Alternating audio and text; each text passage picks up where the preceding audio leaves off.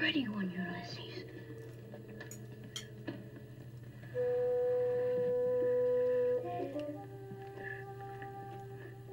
There it is. Hello BookTube, I'm Sean the Book Maniac. Welcome back to my channel. Here I am with my Victober TBR. Those of you who watch my channel regularly will have noted that I've gotten to be a readathon groupie in the last few months, and so Victober, here I go. So the organizers of this wonderful reading challenge are Ange of Beyond the Pages, my great buddy reading buddy, Kate Howe, Lucy the Reader, and Katie of Books and Things. I will put links to their channels below. And I have had, as usual, I've had a fabulous time putting together my TBR. Subject to change, as always. Welcome to my world. But I'm really stoked about the choices that I've made, many of which are quite unusual. Are you surprised I've made some unusual choices? So let's go. There are 5 challenges, plus a bonus. So the first one is Ange's challenge. Read a book by one of the host's favorite Victorian authors. So that's Charlotte Bronte, Dickens, Gaskell, or Harding. I have chosen Hardy's Under the Greenwood Trees. I haven't read this one. I've read a few Hardy's and really liked them. I mainly chose this because of the length. It's 218 pages. Because I've got some chunksters coming down the pipe here. 2, Kate's challenge. Read a Victorian book with a proper noun, i.e. a place name or person's name in the title. Boy, did I have fun with this.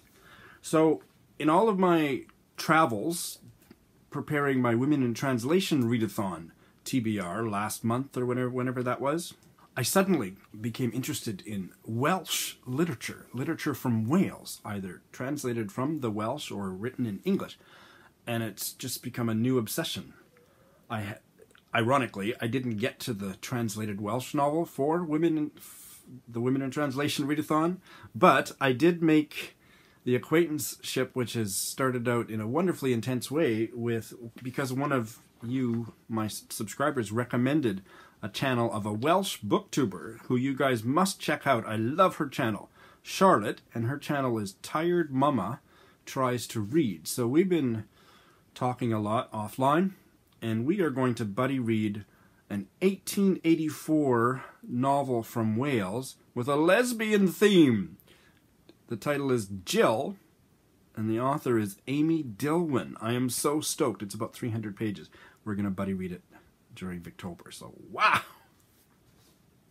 How's that for an unusual choice, hey? 3 is Katie's challenge. Read a book from the first 10 years of the Victorian period and or a book from the last 10 years. So I have decided to do both. For the 1837 to 1847 period, I'm doing Agnes Grey by Anne Bronte, and that will be a buddy read with Britta Bowler. Really stoked. I've never read an Anne Bronte novel.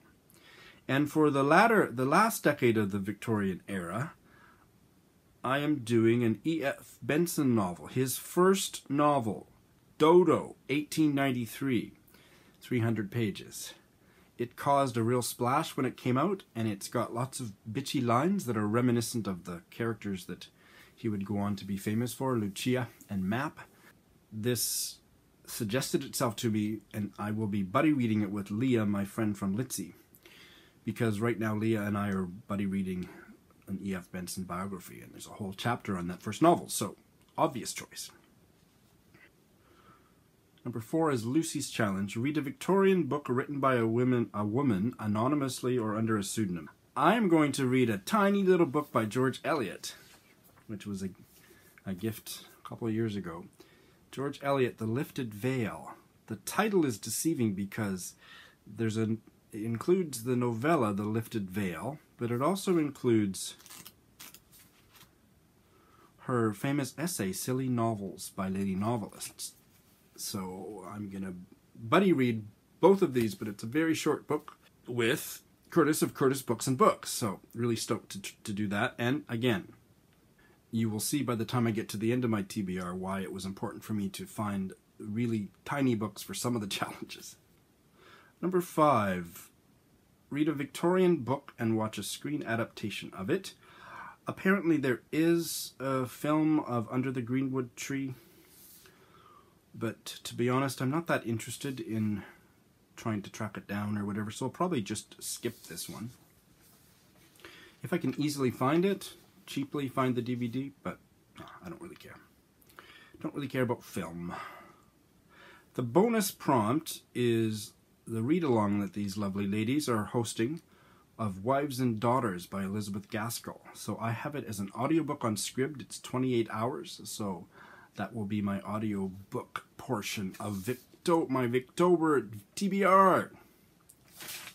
So you notice that I skipped one. I think I'm going to skip the adaptation one. So I'm going to take on one more, and this is the Chunkster. It's 882 pages in ebook form. A Charlotte M. Young novel, the heir of Redcliffe, not Radcliffe, Redcliffe, an 1853 novel. Charlotte M. Young was a Christian novelist in the 19th century, which sounds like the furthest thing from anything I might be interested in reading, but in fact, she was Barbara Pym's favorite writer, and she was respected and admired by 19th century literary luminaries such as Anthony Trollope. Nobody talks about her or reads her today, but I'm going to try this because I want to read any fiction that had an influence on Barbara Pym and her writing. So I'm going to take that on too. So that is my fabulous TBR for Victober. Can't wait to start. What about you? Are you taking part in Victober? Which of these books would you be most interested in reading, or are they too weird for you? Thanks for watching.